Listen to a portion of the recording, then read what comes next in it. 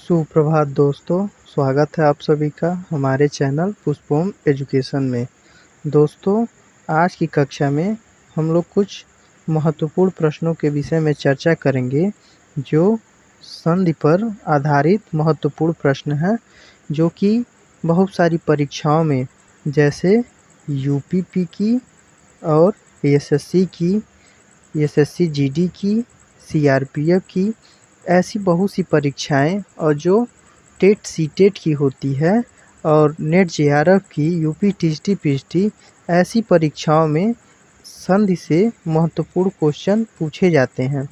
तो हम संधि के कुछ महत्वपूर्ण प्रश्न को लेके आज की कक्षा में उपस्थित हैं।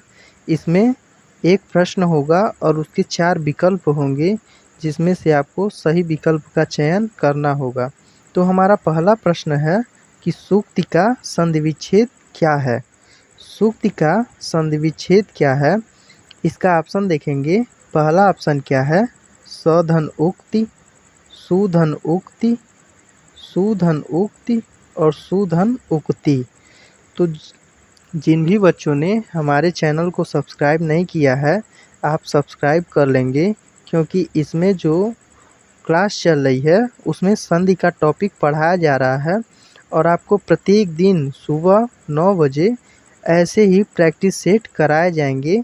जो व्याख्यान चलेगा, जो भी अध्याय का हम लोग अध्ययन करेंगे, उसका प्रैक्टिस सेट प्रत्येक सुबह आपको मिलता रहेगा।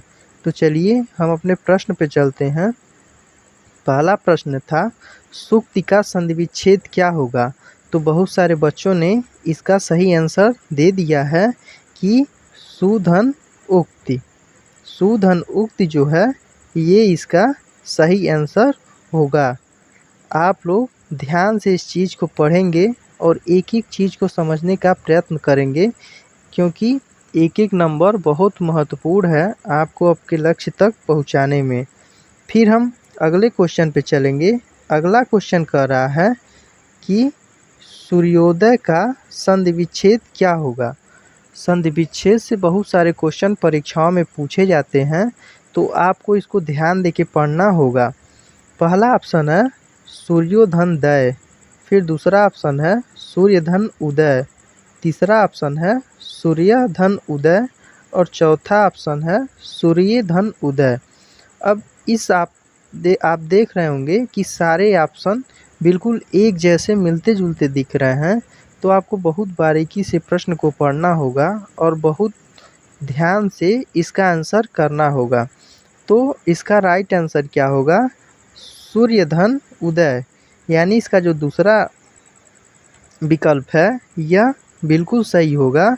बहुत अच्छा, आप लोग अच्छे से इसको समझ लेंगे और एक एक चीज़ का आंसर करते जाएंगे। फिर अगले प्रश्न पे हम लोग चलते हैं। अगला प्रश्न पूछ रहा है कि व्यर्थ का कौन सा संधि विच्छेद सही है? पहला विकल्प है व्यय धन अर्थ, व धन अर्थ, वी धन अर्थ और व्यय धन अर्थ। अब इस 4 ऑप्शन में से आपको एक सही ऑप्शन का चयन करना है। मैं आपको बता चुका हूँ कि एक एक नंबर आपको बहुत महत्वपूर्ण है आपके लक्ष्य की प्राप्ति दिलाने में, जो कि विभिन्न परीक्षाओं में हिंदी व्याकरण से क्वेश्चन पूछे जाते हैं। इसलिए मैं इस प्रैक्टिस सेट को लेकर के आज की कक्षा में आया हूं, ताकि जो भी विद्यार्थी की समस्या हो उसका समाधान हो सके। तो हम लोग प्रश्न अनर्गल बातों को ध्यान में न रखते हुए हम लोग प्रश्न पे चलते हैं। प्रश्न था, व्यर्थ का कौन सा संधि विच्छेद सही है? तो इसमें आप लोग देखेंगे कि व्यर्थ का संधि विच्छेद तो क्या हो जाएगा? वी धन अर्थ। वी धन अर्थ, ये क्या हो जाएगा? इसका राइट आंसर हो जाएगा। फिर हम लोग अगले प्रश्न पे चलेंगे। अगला प्रश्न कह रहा है, यहाँ पे ऐसे देखेंगे, अगला प्रश्न कर रहा है कि प वर्ग का उच्चारण मुंह के किस भाग से होता है? कंठ, तालु, कंठ, मूर्धा, ओष्ठ और तालु। इसमें 4 ऑप्शन दिए गए हैं। अब आपको सही ऑप्शन का चयन करना है। तो इसमें जब आप प वर्ग का उच्चारण करेंगे तो आपको स्वतः पता चलेगा कि इसका उच्चारण ओष्ठ से होता है। जब आप कहेंगे प, फ, ब, भ, तो आप देखेंगे कि ओठ का स्पर्श हो रहा है, इसलिए प वर्ग का उच्चारण ओष्ठ भाग से होता है। फिर हम आगे बढ़ते हैं और अगला क्वेश्चन देखते हैं। अगला क्वेश्चन क्या दिया है? यहाँ पे दिया है अंतर्गत का सही संधि विच्छेद क्या होता है? अंतर्गत का सही संधि विच्छेद क्या होता है? अंतःधनगत, अंतर्धनगत, अंतधनगर्त, अंतर्धनगत। अब इसमें सही ऑप्शन का चयन हम कैसे करेंगे? आप लोग प्लेलिस्ट में जा कर के जो संधि की टॉपिक की वीडियो हैं, यदि आप उसको देख लेंगे तो ये सारी चीज़ें करनी आपके लिए आसान हो जाएंगी। अब बातों ही बातों में बहुत सारे बच्चों ने इसका सही आंसर दे दिया कि अंतःधनगत, यानी इसका जो करेक्ट ऑप्शन होगा अंतःधनगत होगा, यही इसका राइट आंसर है। फिर हम अगले क्वेश्चन पे चलते हैं। आपको एक एक क्वेश्चन बहुत ही बारीकी से यहाँ पे दिया गया है, जो कि सारा पिछली परीक्षाओं में पूछा गया है। यदि आप पिछला पेपर उठा के देखेंगे तो ये सारे प्रश्न आपको मिलेंगे। फिर अगला प्रश्न कह रहा है कि क वर्ग का उच्चारण स्थान क्या है? यहाँ पे आप निरंतर देख रहे हैं कि जो वर्णमाला में उच्चारण स्थान है उसको बार बार पूछ रहा है। क वर्ग का उच्चारण स्थान क्या है? कंठ, ओष्ठ, तालु, मूर्धा। तो इसमें जो क वर्ग का उच्चारण स्थान होता है वह होता है कंठ, यानी इसका जो करेक्ट आंसर है वह हो जाएगा कंठ। फिर हम लोग अगला क्वेश्चन देखते हैं कि अगला क्वेश्चन में क्या कह रहा है। यहाँ पे आप देखिए, फिर संधि विच्छेद पूछ रहा है कि नारायण का सही संधि विच्छेद क्या है? तो नारायण का सही संधि विच्छेद क्या है, इसको हमको बताना है। ऑप्शन आप पढ़ेंगे नरधन आयण, नारधन आयन, नारधन अयन और नारधन अयण। अब यहाँ पे आप देखेंगे कि सारे ऑप्शन बिल्कुल मिलते जुलते हैं, तो जिन भी बच्चों ने ध्यान से संधि को पढ़ा होगा वह इसका सही आंसर बता ले जाएंगे। तो इसका जो सही आंसर होगा वह होगा नारधन अयन। जब इसका हम लोग एक साथ इसको मिलाएंगे तो क्या होगा? नारायण। तो यहाँ पे क्या होगा? नारायण। फिर अगले क्वेश्चन पे चलते हैं।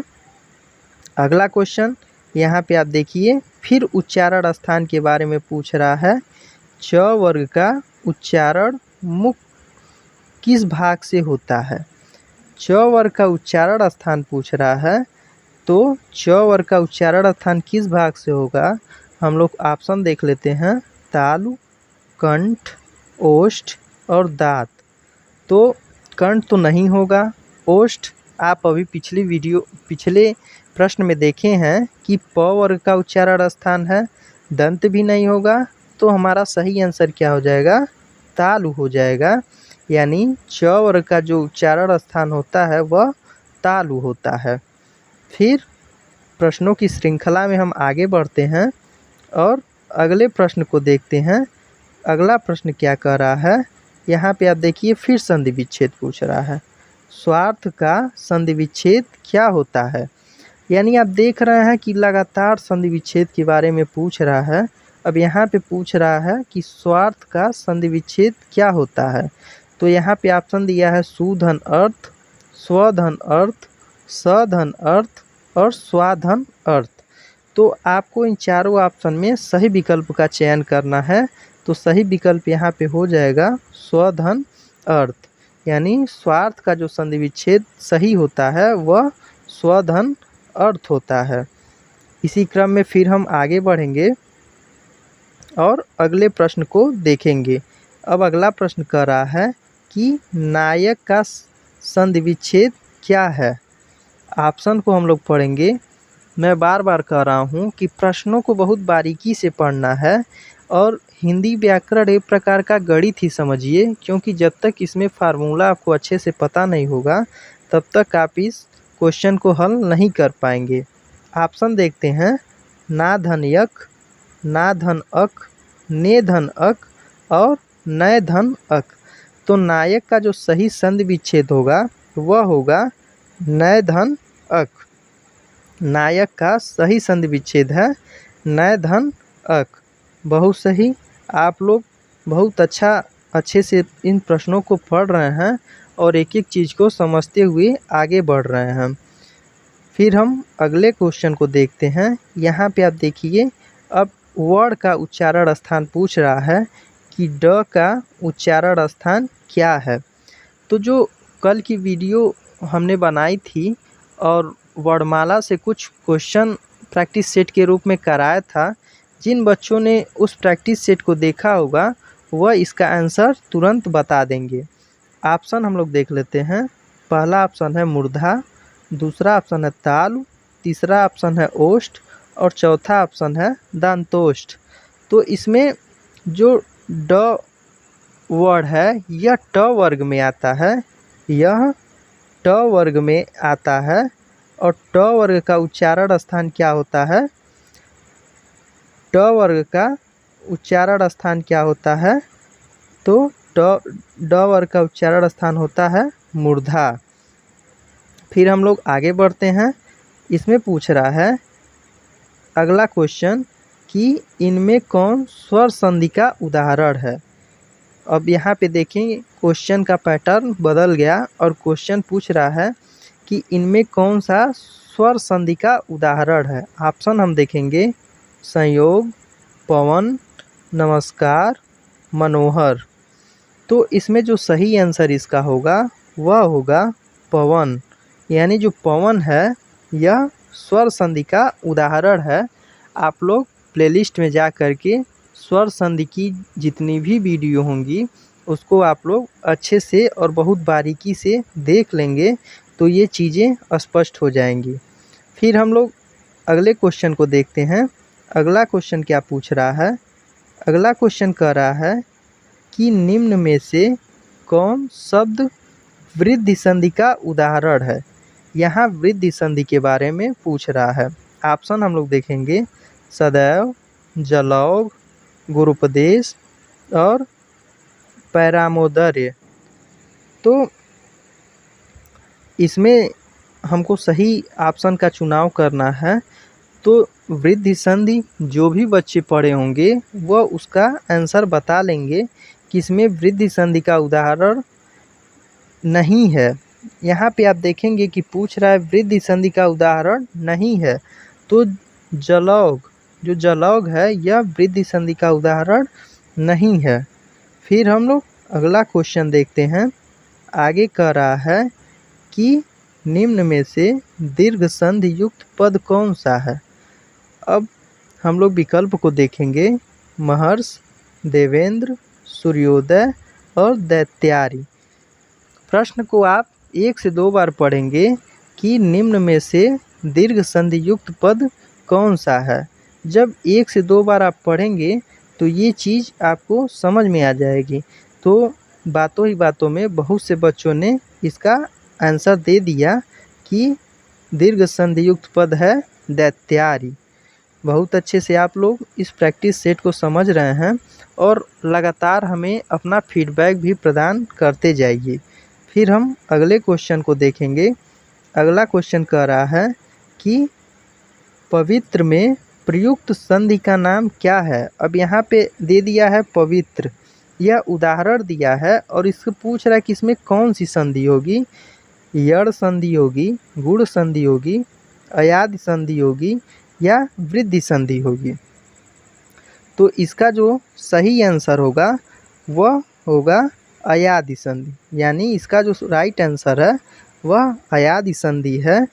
तो आज की कक्षा में आप लोगों ने कुछ महत्वपूर्ण प्रश्नों के बारे में चर्चा किया और उसको देखा। फिर हम अगली कक्षा में ऐसे ही महत्वपूर्ण प्रश्नों के साथ मिलेंगे। तब तक के लिए धन्यवाद। और आप वीडियो को शुरू से लेकर आखिरी तक अवश्य देखें और अपना फीडबैक अवश्य दें। धन्यवाद।